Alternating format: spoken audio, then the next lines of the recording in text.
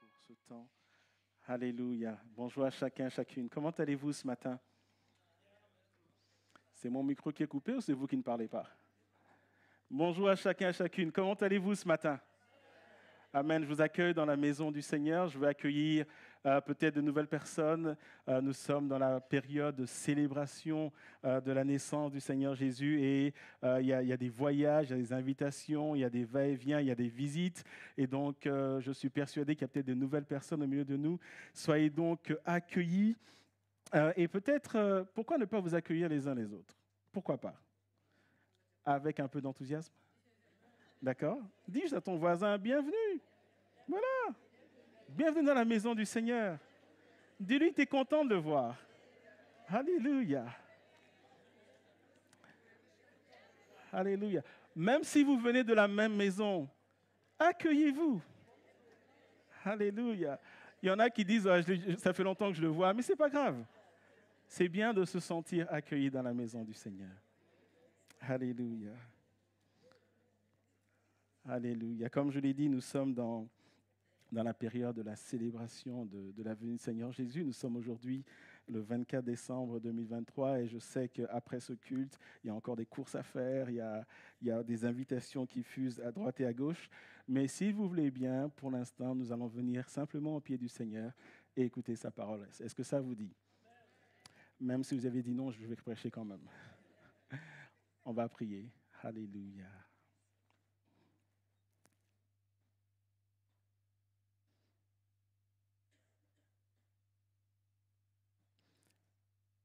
Merci Seigneur pour ce que tu as prévu de faire aujourd'hui.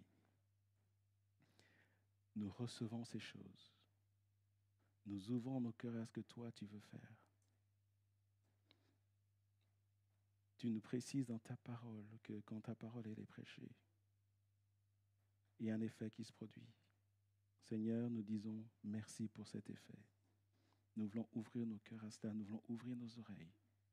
Et nous savons, Seigneur, qu'il y a aussi l'opposition de l'ennemi de nos âmes. Ce matin, dans le nom de Jésus, je veux prendre autorité sur l'ennemi de nos âmes, Seigneur, et je veux détruire toutes ces œuvres au milieu de nous, afin que personne, Seigneur, ne soit privé de ce que toi, tu as prévu ce matin. Je te rends grâce et gloire au nom de Jésus. Bénis ta parole, Seigneur. Amen. Amen. Donc, je l'ai dit, nous sommes le 24 décembre 2023. Dans une semaine, c'est la fin de l'année. Et comme je l'ai dit, il y a des invitations qui fusent. Pratiquement tout le monde ici a une invitation et un programme. Je sais qu'il y a des gens qui préparent depuis hier. On m'a traîné dans des magasins et j'en ai rencontré plusieurs ici. J'ai passé la journée, je suis rentré claqué. J'ai pu voir que beaucoup de monde de l'Église vont dans les magasins, ce qui est une bonne chose. Et ce matin, j'aimerais que nous regardions ensemble, non pas aux invitations que nous avons reçues, mais à une invitation que le Seigneur nous donne. Alors oui, c'est le 24 décembre, c'est Noël. Et je sais que dans l'Église, on est habitué à des textes bien précis. Je pense par exemple à Luc chapitre 2 qui parle de la naissance du Seigneur Jésus, qui parle de la visite des mages. Je pense par exemple à des textes où l'ange va annoncer à Marie qu'elle va être enceinte par la puissance du Saint-Esprit. Et je sais qu'en général, nous tournons autour de ces textes. Je pense aux prophéties d'Ésaïe, Ésaïe chapitre 7, Ésaïe chapitre 9, etc., etc. Et donc, en général, on s'attend à ces textes-là. Mais ce matin, si vous voulez bien, j'aimerais que nous puissions donner la parole à celui que nous sommes venus célébrer, à celui dont le monde veut célébrer et est en train de célébrer la naissance. Quand je pense à des pays comme l'Australie qui ont 12 heures d'avance, eux, ils ont fini avec le réveillon de Noël, je pense qu'ils sont en train de dormir. Il est 11 heures ici, il est 23 heures là-bas, peut-être qu'ils sont en train de sortir de table, etc., etc. Quel que soit où nous sommes dans le monde, des millions de personnes sont en train de célébrer la venue du Fils de Dieu. Ce matin, comme je l'ai dit, je vous propose de donner la parole au Fils de Dieu lui-même et juste que nous puissions l'entendre nous dire ce qu'il est venu faire. C'est une chose de célébrer sa venue, c'est une autre chose de comprendre ce qu'il est venu faire. Et évidemment, nous trouverons des paroles de Jésus dans les 4 évangiles. On a juste l'embarras du choix. Mais ce matin, comme j'ai dit, puisque c'est la période des invitations, eh bien, je propose que nous puissions voir l'invitation que Jésus adresse à chacun d'entre nous. Et je suis dans Matthieu chapitre 11, verset 28, où Jésus dit, « Venez à moi, vous tous qui êtes fatigués et chargés, et je vous donnerai du repos. » Et je propose que nous puissions lire les versets 28 à 30 qui nous donnent la pensée du Seigneur, qui nous dit le programme que Jésus lui-même annonce au monde et ce que Jésus dit lui-même qu'il est venu faire. Et au travers de cette parole, je prie que chacun d'entre nous, nous puissions entrer dans cette promesse, nous puissions entrer dans la réalité de cette parole. Matthieu chapitre 11 donc, les versets 28 à 30, dit ceci. « Venez à moi, vous tous qui êtes fatigués et chargés, et je vous donnerai du repos. » Verset 29. « Prenez mon joug sur vous et recevez mes instructions, car je suis doux et humble de cœur, et vous trouverez du repos pour vos âmes. » Verset 30. « Car mon joug est doux et mon fardeau léger. » Amen. Et avant d'aller plus loin, je propose que nous lisions le contexte. Pourquoi est-ce que Jésus dit cela et qu'est-ce qui le pousse à dire cela? Alors, on ne va pas voir le contexte général, mais le contexte de cette proclamation, de cette déclaration. Et nous allons lire les versets 25 à 27, donc les versets précédents.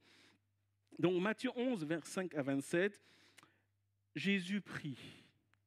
Et il nous est dit, en ce temps-là, Jésus prit la parole et dit, et comme d'habitude, Jésus est devant une foule. Et on voit que tout en étant entouré d'une foule, Jésus élève la voix et prie. Il y a un moment surnaturel qui se passe. J'aimerais que nous comprenions que lorsque Jésus se met à prier, c'est le ciel qui s'ouvre. Lorsque Jésus se met à prier, il y a un moment divin qui est là. Et avant d'énoncer le programme, son programme, avant d'énoncer pourquoi il est venu, Jésus prie et il dit ceci. « Je te loue, Père, Seigneur du ciel et de la terre, de ce que tu as caché ces choses aux sages et aux intelligents, et de ce que tu les as révélées aux enfants. Oui, Père, je te loue de ce que tu l'as voulu ainsi. Toutes choses m'ont été données par mon Père, et personne ne connaît le Fils, si ce n'est le Père. Personne non plus ne connaît le Père, si ce n'est le Fils, et celui à qui le Fils veut le révéler. » Jésus fait cette prière.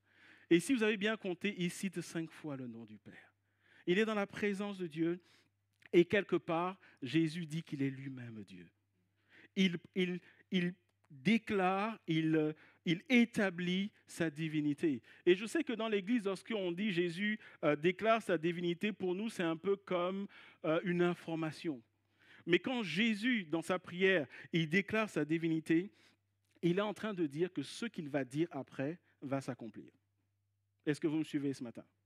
Lorsque Jésus, en parlant au Père, il établit, il énonce sa divinité, et lorsqu'il s'adresse à la foule après, c'est une manière pour Jésus de dire que ce qu'il va dire, il va s'accomplir.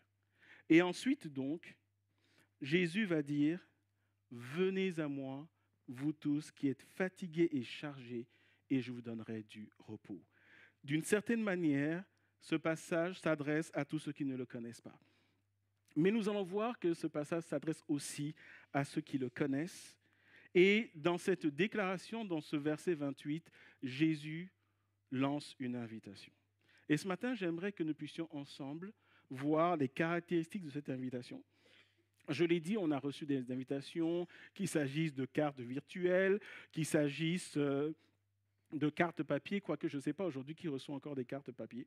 Je ne sais pas. On a des irrésistibles gaulois dans la salle. Mais en général, nos téléphones, nos smartphones sont remplis d'invitations, toutes sortes d'invitations. Et ce matin, regardons ensemble à l'invitation que Jésus nous lance. La première caractéristique que j'aimerais mettre en avant, c'est la simplicité de l'invitation. Jésus dit simplement, « Venez. Venez. » L'invitation se tient en un mot. Venez. Et littéralement, dans cette expression, venez, Jésus dit, viens maintenant. Jésus parle à une foule et quand il dit venez, ce qu'il est en train de dire, c'est tous ceux qui sont sous le son de sa voix, il les invite à venir. Et Jésus précise, venez maintenant. Et quand on lit le mot venez, ce que Jésus veut dire, c'est toi qui es loin de moi, approche-toi. Toi qui es loin de moi au point où je ne peux pas te toucher, j'ai un programme pour toi, approche-toi. Viens auprès de moi. Ce matin, c'est une invitation à réduire la distance qui nous sépare de Jésus. Et je veux m'adresser à l'Église ce matin, à vous qui connaissez le Seigneur, à vous qui êtes dans l'Église depuis un certain temps. Quelle est la distance qui vous sépare de Jésus? Quelle est la distance qui te sépare de Jésus? Quand Jésus dit « venez », Jésus dit « je recherche une proximité avec toi ». C'est le sens de l'invitation. Lorsque vous demandez à quelqu'un de venir, vous demandez à cette personne de s'approcher de vous. Lorsque vous demandez à quelqu'un de venir, c'est une invitation à marcher avec cette personne. C'est une invitation à désirer la présence de cette personne. Et Jésus dit, viens. Et ce matin, je crois qu'il y a beaucoup ici à qui le Seigneur veut s'adresser. Le Seigneur regarde ta vie et il dit, t'es trop loin de moi. Je désire faire de grandes choses dans ta vie, mais t'es trop loin. Alors on se comprend, Jésus peut nous atteindre où nous sommes. Mais dans cette invitation, venez, le Seigneur dit, j'ai besoin de ton approbation. J'ai besoin de ton désir. J'ai besoin de ton accord. J'ai besoin que tu acceptes de t'approcher de moi afin que je puisse te bénir. Et c'est une invitation qui est toute simple. Elle n'est pas enrobée de tout un cérémonial, il n'y a pas de procédure, il n'y a pas de conditions à remplir. Jésus dit, viens simplement. Et ce matin, je crois que dans ce simple mot, c'est tout un message que Jésus adresse à plusieurs d'entre nous. Jésus veut s'adresser à des couples ce matin et veut dire, mais est-ce que dans votre couple, il y a des temps où vous venez ensemble dans ma présence? Jésus veut s'adresser à des familles ce matin, des familles où peut-être plusieurs sont dans la foi, dans l'église. Ici, je sais qu'il y a plusieurs familles, papa, maman, les enfants, tout le monde vient à l'église. Mais est-ce qu'il y a cette proximité avec Jésus dans ta maison? Est-ce que la foi de cette famille, elle se résume à venir au culte, à peut-être passer de bons moments? Ou est-ce que cette famille vit des choses dans sa maison?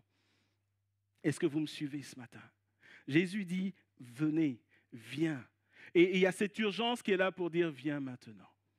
Viens maintenant, c'est l'invitation que le Seigneur veut nous lancer et c'est une invitation d'une simplicité déconcertante. Viens. Viens, comme je l'ai dit, suppose qu'il y a quelque chose que le Seigneur veut rectifier. Suppose qu'il y a quelque chose où il y a un désir de plus. Quand vous dites à quelqu'un de venir, c'est une manière de dire « je veux rencontrer quelque chose dont tu as besoin ». Sinon, pourquoi demander à la personne de venir? Rappelez-vous encore, Jésus fait cette prière. Il rappelle, et c'est une prière qui est audible. Elle est audible pour ceux qui sont autour de lui. Il réaffirme sa divinité et il dit « viens, viens maintenant ». Et je crois que cette parole, c'est pour plusieurs d'entre nous. Et la question, c'est viens où? Lorsqu'on lance une invitation à quelqu'un, on précise le lieu, on précise la date, et parfois on précise un dress code. C'est très à la mode maintenant, surtout à Noël, où on met un dress code dans les familles. Il y a des dress codes, vous regardez les photos, ça fuse, etc. Il y a un dress code, il y a viens ici, viens à telle heure, etc. Et la question c'est, lorsque le Seigneur nous dit viens, il nous dit de venir où, à quelle heure, pour faire quoi? Et la deuxième caractéristique de cette invitation, c'est que c'est une invitation qui émane de Jésus le Sauveur. Nous lisons toujours dans Matthieu 11, 28, Jésus dit « venez » et il précise où, il dit « à moi ». Le lieu, c'est à moi. Jésus ne dit pas « viens à l'église », Jésus ne dit pas « viens adhérer à une religion », Jésus ne dit pas « viens adhérer à une sorte de confrérie, à des rituels ». Jésus dit « l'invitation », c'est une connexion avec lui. Et quelqu'un pourrait se dire, ok, si je viens à Jésus, et puis il y a quoi qui se passe? Qu'est-ce qui se passe? Et comme dans toute invitation, et comme beaucoup nous allons le faire cette nuit, demain, etc., et encore le week-end prochain, quand on vient à Jésus, il y a à manger et à boire. Regardons le côté manger. Et au travers de cette invitation à venir à lui, Jésus est en train de dire que lorsqu'on vient à lui, on vit une expérience surnaturelle qui est palpable. Lisons Jean chapitre 6, versets 35 à 40. Jésus leur dit, « Je suis le pain de vie », et donc on est dans la dimension du manger. « Celui qui vient à moi n'aura jamais faim, et celui qui croit en moi n'aura jamais soif. Mais je vous le dis, vous m'avez vu et vous ne croyez point. » Verset 37, « Tous ceux que le Père me donne viendront à moi, et je ne mettrai pas dehors celui qui vient à moi, car je suis descendu du ciel pour faire non ma volonté, mais la volonté de celui qui m'a envoyé. Or, la volonté de celui qui m'a envoyé, c'est que je ne perde rien de tout ce qu'il m'a donné, mais que je le ressuscite au dernier jour. » Verset 40. « La volonté de mon Père, c'est que quiconque voit le Fils et croit en lui ait la vie éternelle, et je le ressusciterai au dernier jour. » Ce passage dit deux choses. Ce passage dit que s'il y a en ce lieu quelqu'un qui n'a pas l'assurance de son salut, ce qu'il a à faire, c'est de venir à Jésus. La deuxième chose que ce passage dit, c'est ceux qui sont déjà venus à Jésus. Jésus dit, il est le pain de vie, et que si tu viens à lui, tu n'auras jamais faim. La question que je vous pose ce matin, est-ce qu'en Jésus, vous êtes restauré? Est-ce qu'en Jésus, vous êtes comblé? Une autre manière de le dire, est-ce que tu es ce genre de chrétien qui prétend appartenir à Jésus et tu n'es pas comblé? Jésus dit que lorsqu'on vient à lui, on n'a jamais faim. Et lorsqu'on vient à lui, et lorsqu'on croit en lui, on n'a jamais soif. Et j'aimerais, et je m'adresse aux chrétiens qui sont là en ce lieu, j'aimerais vous poser cette question. Est-ce qu'en Jésus, vous êtes comblé? Remarquez ce passage parle de manger et de boire. Les choses essentielles dont notre corps a besoin pour se sentir bien. Et je vous pose la question, est-ce que vous vous sentez bien en Jésus? Est-ce que tu te sens bien en Jésus? Est-ce que tu es un chrétien épanoui? Le programme de Jésus pour toi, c'est que tu sois un chrétien épanoui. Mais la question c'est, est-ce que tu es un chrétien épanoui? Il dit, celui qui vient à moi n'aura jamais faim. Jésus dit qu'il y a une touche qui est là, qui fait que, un peu comme un antidote, il y a une touche qui est là, qui fait que tu es comblé au fond de ton âme. Ça ne veut pas dire que tu n'auras pas d'épreuves. Mais Jésus parle d'une dimension où sa présence est palpable dans ta vie. Jésus parle d'une dimension où tu sais que tu peux compter sur lui. Jésus parle d'une dimension où tu sais qu'il est avec toi et lui-même il marche avec toi. Jésus parle d'une dimension où il y a une connexion divine. Est-ce que en Jésus, tu es comblé? Et quand nous allons plus loin, nous parlons de manger, de boire. Jésus précise par rapport au boire. Dans Jean chapitre 7, versets 37 à 39, le dernier jour, le grand jour de la fête, Jésus se tenant debout s'écria, « Si quelqu'un a soif, qu'il vienne à moi et qu'il boive. Celui qui croit en moi, des fleuves d'eau vive couleront de son sein, comme dit l'Écriture. » Il dit cela de l'Esprit que devaient recevoir ceux qui croiraient en lui, car l'Esprit n'était pas encore, parce que Jésus n'avait pas encore été glorifié. Jésus, dans ce passage, dit, si quelqu'un a soif, qu'il vienne. Et on nous précise qu'il parle de l'Esprit que devaient recevoir ceux qui croiraient en lui. Est-ce que tu es là en celui que tu crois en Jésus? Si oui, est-ce que tu as reçu l'Esprit de Dieu? C'est une invitation à vivre cette expérience surnaturelle qu'est le baptême du Saint-Esprit. Et je vais beaucoup plus loin. C'est une invitation à vivre les dons spirituels. Est-ce que tu as le baptême du Saint-Esprit? Sinon, il y a une invitation à rechercher cela. Parce que tu ne seras jamais pleinement comblé si tu ne vis pas la dimension de l'Esprit de Dieu. Mais vous savez, beaucoup vivent la plénitude du Saint-Esprit et c'est un peu comme un diplôme. Quelque chose dont il parle, quelque chose dont il montre. C'est un peu comme si vous passiez votre permis. On vous donne le permis, bout de papier à l'époque, maintenant c'est une carte, et vous mettez ça dans votre poche et vous ne conduisez jamais votre voiture. À quoi vous sert le permis de conduire?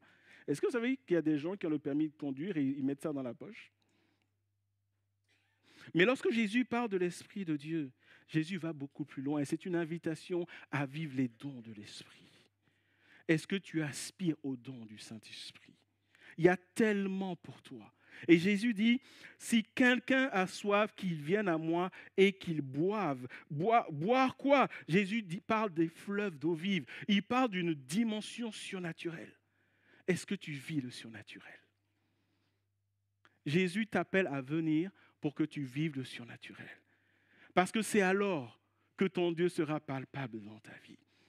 C'est une invitation pour l'Église à marcher par la puissance du Saint-Esprit. Je relis le verset 39. Il dit cela de l'Esprit que devaient recevoir ceux qui croiraient en lui. Et on voit qu'il n'y a pas d'ambiguïté. Pour Jésus, tu crois en lui. Première étape. Deuxième étape, va dans la dimension du Saint-Esprit. Et lorsque tu as la visitation du Saint-Esprit, il y a cette dimension de rechercher les dons du Saint-Esprit. Afin que l'Église soit équipée. Afin que l'Église soit vivante. Afin qu'au nom de Jésus, l'Église, par le Saint-Esprit, opère des signes et des prodiges. Dans quel but? Afin que les chrétiens soient fortifiés et afin que les âmes soient sauvées. Et ce matin, je m'adresse à toi. Est-ce que tu vis le surnaturel? Quelqu'un pourrait se poser la question quand Jésus dit « Venez à moi ». Et donc quoi? Personne d'autre? Pourquoi Jésus? Et la parole de Dieu répond à cela. Et Jésus lui-même répond à cela. Dans Jean chapitre 14, versets 6 à 11, Jésus dit ceci. En réponse à une question qu'on lui pose, Jésus dit, verset 6, Jésus lui dit, « Je suis le chemin, je suis la vérité, je suis la vie. Nul ne vient au Père que par moi. » Verset 7, « Si vous me connaissez, vous connaîtrez aussi mon Père, et dès maintenant vous le connaissez et vous l'avez vu. » Philippe lui dit, « Seigneur, montre-nous le Père et ça nous suffit. » Jésus lui dit, « Il y a si longtemps que je suis avec vous et tu n'as pas connu Philippe. Tu ne m'as pas connu, Philippe? Celui qui m'a vu a vu le Père. Comment dis-tu, montre-nous le Père? Ne crois-tu pas que je suis dans le Père et que le Père est en moi? Les paroles que je vous dis, je ne le dis pas de moi-même, et le Père qui demeure en moi, c'est lui qui fait les œuvres. » Verset 11. « Croyez-moi, je suis dans le Père et le Père est en moi. Croyez du moins à cause de ses œuvres. » Et la question c'est, mais de quelle œuvre parle-t-il? De quelle œuvre parle-t-il? Jésus dit, il n'y a pas d'autre chemin. Jésus dit, il n'y en a pas d'autre. Si tu veux la plénitude de l'Esprit, si tu veux être comblé, si tu veux être porté par le Seigneur, c'est Jésus le chemin. Et de quelle œuvre Jésus parle? Et nous allons dans Matthieu chapitre 11, versets 1 à 5, qui est le début du chapitre duquel je tire ce message. Matthieu 11, 1 à 5, il y a cet épisode où Jean-Baptiste est en prison. Et voilà ce qui nous est dit. Lorsque Jésus eut achevé de donner ses instructions à ses 12 disciples, il partit de là pour enseigner et prêcher dans les villes du pays. Verset 2. Jean, ayant entendu parler dans sa prison des œuvres du Christ, donc on nous parle des œuvres. De quelle œuvre s'agit-il? Lui fit dire par ses disciples, « Es-tu celui qui doit venir ou devons-nous en entendre un autre? » En d'autres termes, Jean dit, « Est-ce que c'est toi? Est-ce que c'est toi? » Regardez la réponse de Jésus. Et avant de lire la réponse de Jésus, je suis frappé par le fait qu'on pose une question à Jésus. Est-ce que tu es celui qui vient? Je ne sais pas pour vous, mais moi je m'attends à ce que Jésus dise oui c'est moi ou non c'est pas moi. On est d'accord avec ça? Regardez la réponse de Jésus, verset 4. Allez rapporter à Jean ce que vous entendez et ce que vous voyez. Les aveugles voient, les boiteux marchent, les lépreux sont purifiés, les sourds entendent, les morts ressuscitent, et la bonne nouvelle est annoncée aux pauvres. À la question « Pourquoi aller à Jésus ?» la réponse est « Au nom de Jésus, les aveugles voient, les boiteux marchent, les lépreux sont purifiés, les sourds entendent, les morts ressuscitent, et la bonne nouvelle est annoncée aux pauvres. » Il n'y a que Jésus qui fait ça. Il n'y a que Jésus qui fait ça. Et la question c'est, est-ce que l'Église vit cela? Est-ce qu'aujourd'hui, en 2023, est-ce que l'Église vit cela? Une Église qui marche avec le Seigneur vit les œuvres du Seigneur. Une Église qui est mue par le Saint-Esprit vit le surnaturel. S'il m'était permis de résumer ce passage à la question « Pourquoi est-ce qu'on irait avec votre Jésus ?» La réponse est « En son nom, des miracles se produisent. En son nom, il y a le surnaturel. » Et la question que je pose à l'Église aujourd'hui, est-ce que tu vis le surnaturel? Est-ce que tu vis le surnaturel? Venir à Jésus, c'est d'une part trouver le repos de son âme, mais le programme ne s'arrête pas là. Le programme ne s'arrête pas à venir dimanche après dimanche le louer, l'adorer. Le programme ne s'arrête pas à venir aux réunions de l'Église. Le programme, c'est continue en vivant le surnaturel. Jésus ne vient pas prouver. Vous savez, aujourd'hui, il y en a qui disent « oui, c'est moi », etc. Jésus n'est pas dans une lutte de pouvoir. Il a la puissance. Et il dit, vous voulez être convaincu, regardez. Et aujourd'hui, le message de l'Église au monde, c'est il y a des dieux, il y a des gourous, il y a des maîtres par-ci, par-là. Mais Jésus dit, moi, je ne suis pas en compétition, je suis le roi des rois et le seigneur des seigneurs. Et il dit, en mon nom, les aveugles voient, les boiteux marchent, les lépreux sont purifiés, les sourds entendent, les morts ressuscitent, et la bonne nouvelle est annoncée aux pauvres. Et ce matin, alors que nous célébrons sa naissance, j'aimerais rappeler à l'Église que nous avons un mandat. Nous avons une responsabilité par rapport au monde. Et vous savez, dans l'Église, il y a cette idée préconçue qui pense que le surnaturel est circonscrit aux hommes de Dieu. On croit que le surnaturel est circonscrit à des gens qui sont appelés au ministère. Mais j'aimerais vous rappeler ce matin que cette parole, c'est pour chacun d'entre nous, ou du moins pour tous ceux qui se réclament de Jésus-Christ. À qui s'adresse cette invitation? Matthieu 11, 28, à qui s'adresse cette invitation? C'est une invitation qui est sublime dans le sens où elle est particulière. Elle s'adresse à tous ceux qui sont fatigués et chargés. Lorsque vous faites une invitation, vous l'adressez à un nombre précis de personnes. Même si vous avez un château, à un moment donné, il y a une limitation. Lorsque vous invitez les gens à un mariage, vous limitez le nombre d'invités. Lorsque vous invitez quelqu'un à un anniversaire, à un moment, il y a une limite. Et regardons la limite que Jésus donne. Jésus s'adresse à la foule. Qui dit foule parle de multitude. Et Jésus dit, vous tous. Vous tous. Ce matin, le message de Jésus, c'est, si tu as un besoin, tu n'as qu'à venir et puis c'est tout. Jésus ne dit pas, écoutez, ceux qui ont des besoins comme ça, venez parce que les autres, c'est compliqué. Jésus dit, vous tous, venez. Il n'y a pas de restriction. Pourquoi il n'y a pas de restriction? C'est une manière pour Jésus de dire qu'il est capable de tout faire. Est-ce que vous me suivez ce matin? Et pendant la seconde qui suit, j'aimerais que vous pensiez à la situation qui, peut-être, en ce moment, vous pourrit la vie. D'accord? Et j'aimerais vous dire ceci. Jésus est capable de résoudre cette situation-là.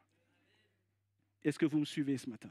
Quand il dit « vous tous », Jésus s'expose à gérer des situations compliquées. Mais ça tombe bien, il a vaincu la mort et l'enfer. Et Jésus dit « vous tous ».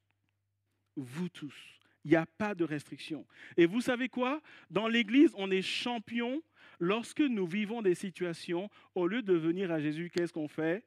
On s'éloigne de Jésus. Notre nature humaine, qu'est-ce qu'elle fait? Quand on a des problèmes, on ne vient plus à l'Église. On se coupe de l'Église. On se coupe des chrétiens. Jésus dit que c'est le contraire qu'il faut faire. Quand tu ne vas pas bien, viens dans sa présence. Parce que c'est alors qu'il manifeste sa puissance dans ta vie.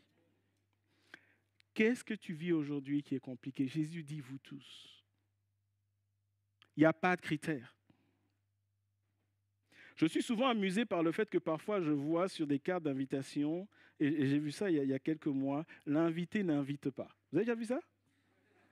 Parce qu'il y a une communauté que je ne vais pas nommer, qui se reconnaît, où ils sont champions, quand on les invite, ils invitent quelqu'un. Ce matin, Jésus est en train de dire, tu peux inviter qui tu veux. Tu peux inviter qui tu veux. Viens, invite d'autres personnes, vous tous. Et c'est une parole que Jésus a prononcée il y a des milliers d'années. Et de manière prophétique, cette parole s'accomplit encore aujourd'hui. Alléluia.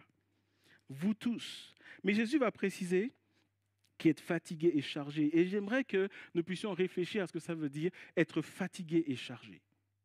Par définition, Fatigué suppose que du temps est passé. Est-ce que vous êtes d'accord avec ça? On ne peut pas être fatigué tout à coup. La fatigue suppose qu'il y avait de l'énergie, il y avait une force, et qu'avec le temps, ça s'est amenuisé. C'est ça la fatigue. La fatigue, c'est l'image d'une batterie qui se décharge.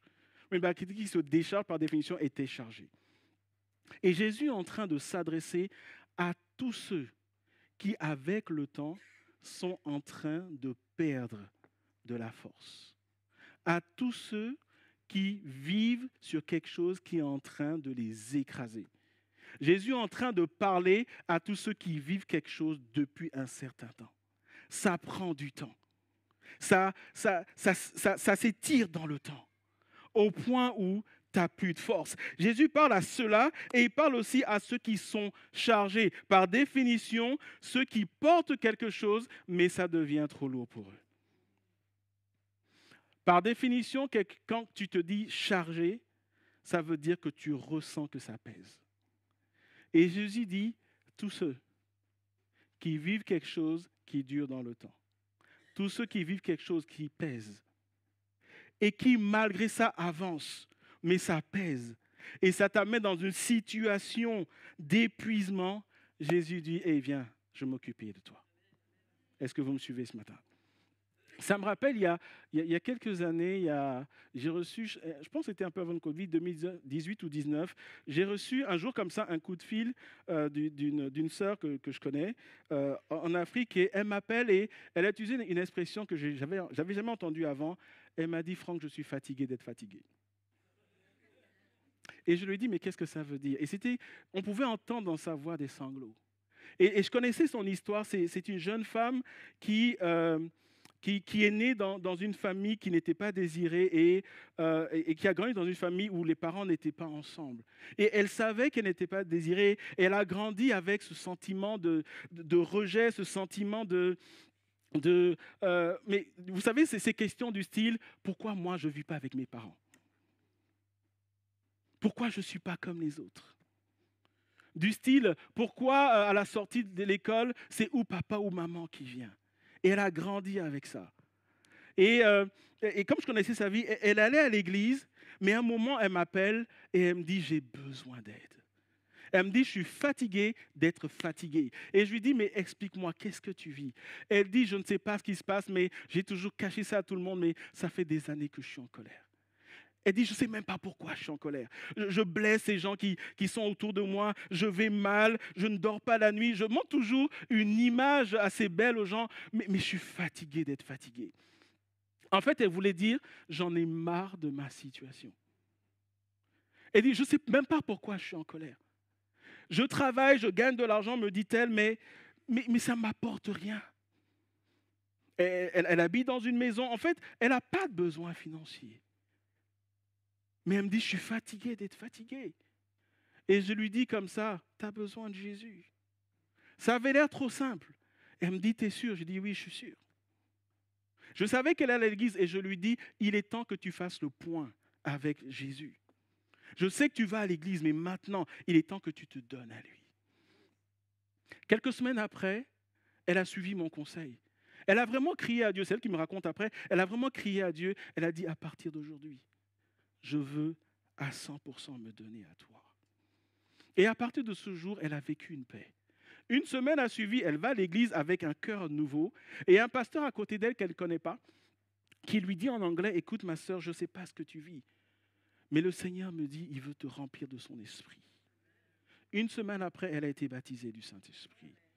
Et je peux vous dire que c'est quelqu'un de complètement différent.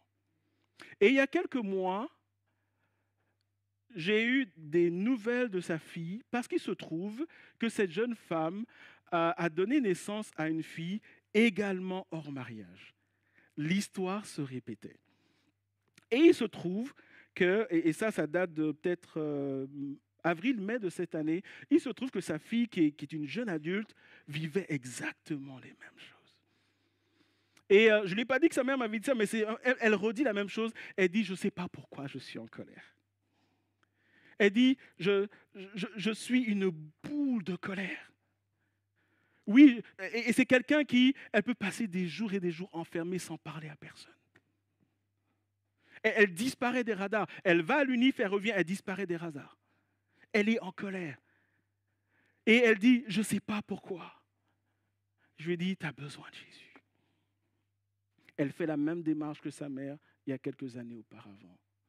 Elle rencontre le Seigneur. Et à un moment, il y a quelques mois, elle me dit, je suis seule dans ma chambre. Elle nous parle à Laurette et à moi, je suis seule dans ma chambre. Et c'est comme si j'entends le Seigneur me parler. Et il dit, je vais m'occuper de toi.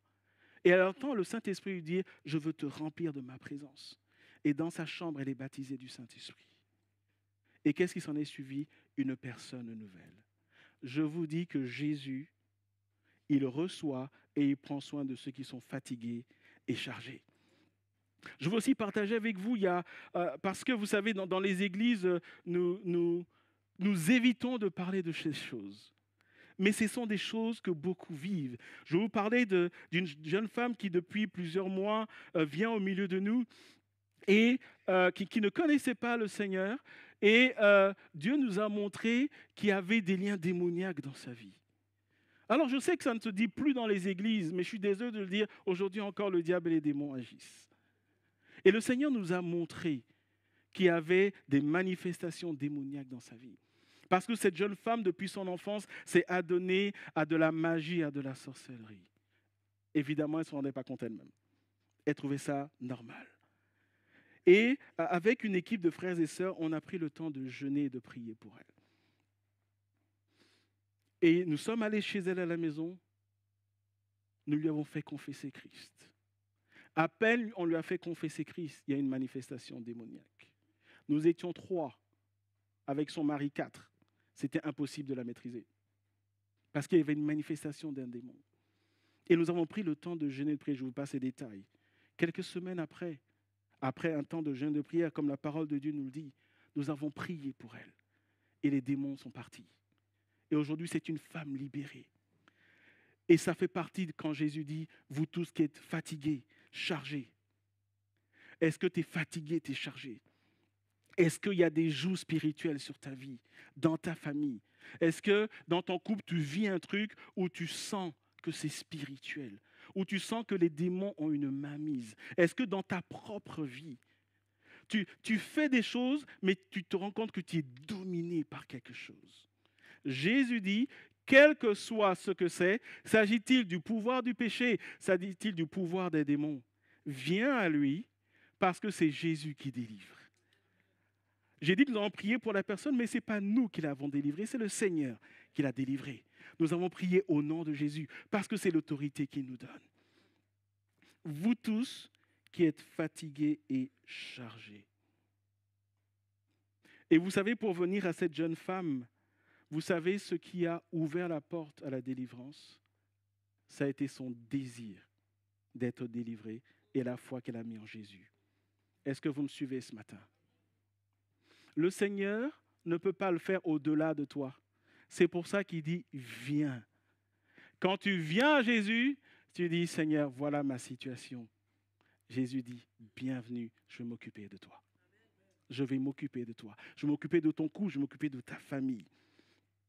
Je parle de situations où Jésus dit, et c'est comme une parole prophétique qu'il a prononcée ce jour-là, cette parole qui est encore vraie aujourd'hui, des générations après les générations. Je m'adresse à tous nos enfants, à tous nos jeunes qui sont là et qui sont dominés par des esprits de mort, des esprits de suicide, qui chaque nuit vivent des choses.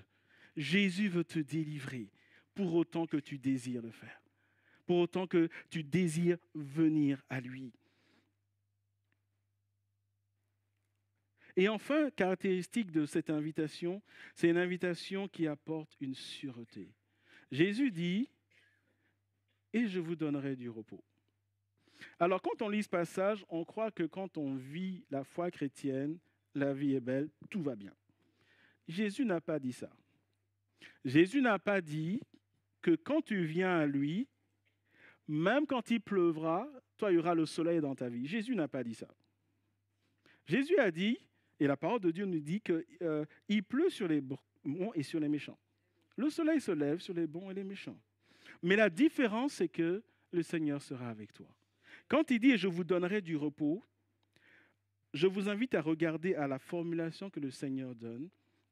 Le repos, c'est un don de Dieu. Je vais le répéter. Le repos, c'est un don de Dieu. C'est quoi le repos? Le repos, c'est pas flemmardise, je ne fais plus rien. Le repos, c'est quand tu viens à Jésus, parce que tu t'es fatigué et chargé, il te redonne des forces. Quand ta batterie spirituelle est déchargée, Jésus te branche au secteur divin et tu reprends des forces. Est-ce que vous me suivez? Pour ceux qui ont des iPhones, vous aurez remarqué que lorsque vous atteignez 80% de votre charge, votre téléphone vous dit que la charge est suffisante. Vous avez ça avec vos iPhones? Oubliez ce que j'ai dit. Il y a certains iPhones, lorsque vous atteignez 80% de charge, votre téléphone vous dit que la charge est suffisante. Je prends cette analogie pour dire que lorsque tu viens à Jésus et que tu es déchargé, et les mêmes appareils, quand tu as moins de 20%, il te dit que ton téléphone est déchargé, il faut le charger. Lorsque tu viens à Jésus, il te charge de telle manière que tu peux continuer à avancer. Est-ce que vous me suivez ce matin? J'aimerais également attirer votre attention sur le fait que Jésus invite, mais c'est lui qui te donne un cadeau. Et ça, c'est le contraire de ce que le monde fait. Je me rappelle quand j'étais petit, je devais avoir peut-être 7 ou 8 ans, il y a un de mes amis qui m'a invité à un anniversaire et j'ai été frappé du fait que tous ceux qui avaient été invités sont repartis avec un cadeau. C'est la première fois que je voyais ça. J'ai essayé de faire ça à la maison avec mes parents, ils m'ont dit tu oublies. OK? Pas question, tu enterres ça, c'est pas toi qui vas payer, c'était pour ton ami mais c'est pas pour toi. Mais Jésus t'invite et tu repars avec un cadeau. Je sais que, comme je dis, il y a beaucoup d'invitations. Vous allez aller avec un cadeau. Je ne sais pas si vous repartirez avec un cadeau, à part avoir mangé, évidemment. Mais ça, c'est ce que Jésus veut nous apporter. Tu viens à lui, il te donne. Il te recharge, il te bénit, il te fortifie, il te délivre, il te relève, et il t'encourage, il te porte. Et remarquez avec moi qu'il n'y a pas de condition. Il n'y a pas de critères de sélection ou d'éligibilité. Jésus ne dit pas, écoute, tu montes sur la balance, quand tu es en dessous d'un certain poids, tu seras béni. C'est une bonne nouvelle pour ceux qui souffrent avec un régime. Avez-vous remarqué qu'il n'y a pas de critères? Il n'y a pas de critères. Dans le monde aujourd'hui, si tu veux quelque chose, il faut remplir des critères. Regardez juste autour de vous. Quand tu veux quelque chose, il faut remplir des critères. Même quand on te dit, et surtout en ce moment, il y a des ristournes de moins 50%, etc. Avez-vous remarqué qu'il est toujours écrit « voire conditions » dans le magasin? Ça semble être gratuit, mais il y a des conditions. Avec Jésus, c'est gratuit et il n'y a pas de conditions. C'est pour ça que chacun peut venir. Tant ceux qui ne le connaissent pas que ceux qui le connaissent. Si tu veux expérimenter quelque chose avec Jésus, viens à lui. Et s'il m'était permis de paraphraser notre Seigneur, je dirais, dans Matthieu 11, 28, Jésus dit, « Si tu viens à moi, je vais m'occuper de toi. Je vais répondre à ton besoin. » Parce que le besoin, Jésus identifie, tu es fatigué, tu es épuisé, tu es chargé. Jésus dit, tu viens, il y a un cadeau qui correspond à ton besoin. Est-ce que tu me suis ce matin? Jésus dit, si tu viens avec ton besoin, quel qu'il soit, il va s'occuper de ton besoin et pas d'autre chose. Il va s'occuper de ton besoin. Et ce que tu as à faire, c'est de venir à lui. Quand tu viens à Jésus, il te donne une sûreté, il te donne une sécurité. Et je termine mon message en relisant Matthieu 11, 28 et en relisant un autre passage que nous trouvons dans le livre des Hébreux. Et je pense que cette déclaration du Seigneur, elle est pour beaucoup ce matin.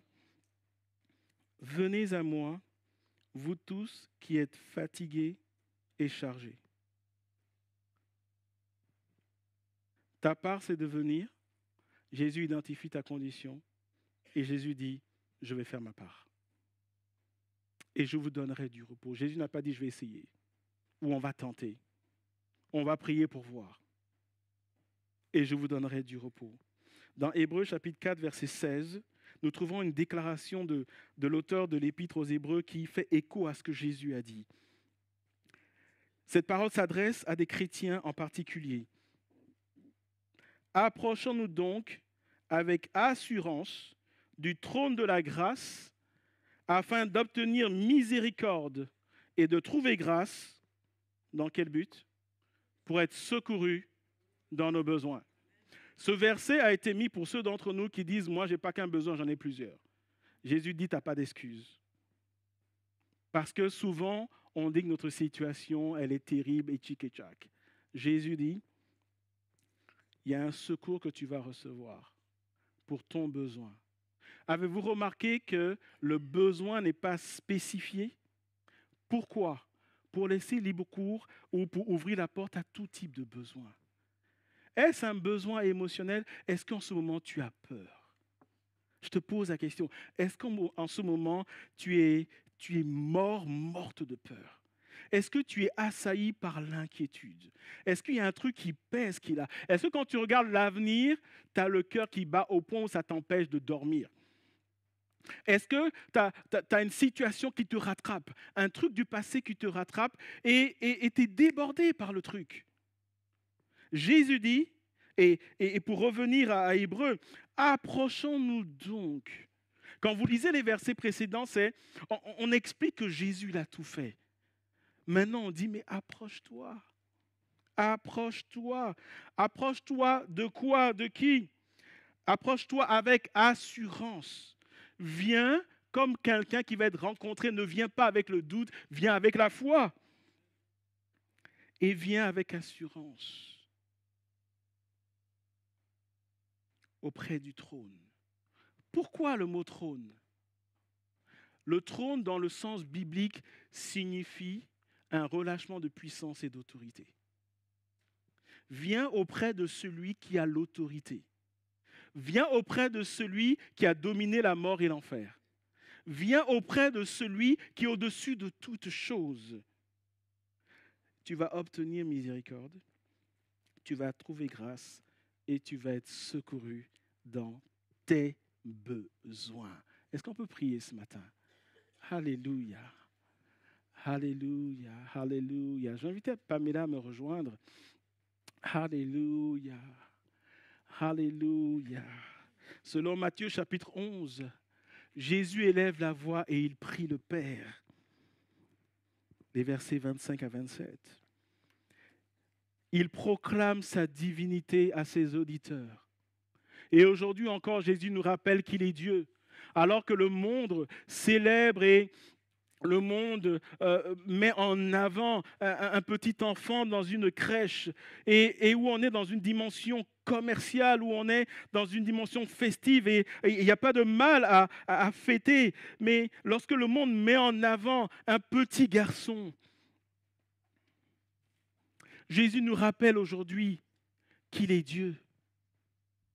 Jésus nous rappelle aujourd'hui que tout a été créé par lui et rien n'a été créé sans lui. Jésus nous rappelle aujourd'hui que la puissance lui appartient. Et lorsque Jésus fait cette prière, il est dans la présence du Père. Le ciel est ouvert. Il invite chacun à venir. Et il dit, si tu es fatigué, si tu es chargé, tu viens. Le repos te sera donné. Le repos sera donné par celui qui opère le surnaturel. Si tu es là ce matin et tu dis, je suis fatigué, je suis chargé. Alors je t'invite de manière symbolique à venir devant, afin qu'au nom de Jésus, nous prions pour toi et qu'au nom de Jésus, le repos te soit donné, afin qu'au nom de Jésus, une percée spirituelle dans ta vie, afin qu'au nom de Jésus, ta situation change. Mais lorsque tu viens, rappelle-toi qu'il faut venir avec foi, avec assurance, avec une expectative. Non pas par rapport à celui qui va prier pour toi, mais par rapport à celui qui a dit « Tout pouvoir m'a été donné dans le ciel et sur la terre ». C'est lui-même qui a dit que tout est accompli. Et c'est lui, lorsqu'on lui dit « Mais est-ce que c'est toi qui vas venir ?» Lorsque Jean-Baptiste envoie ses disciples lui parler, il répond « Dites-lui ce que vous voyez et vous entendez. » Aujourd'hui, Jésus veut répondre à tes besoins. Si tu es là ce matin, je t'invite juste à venir sur le devant afin que nous prions pour toi. Maintenant, alléluia, alléluia.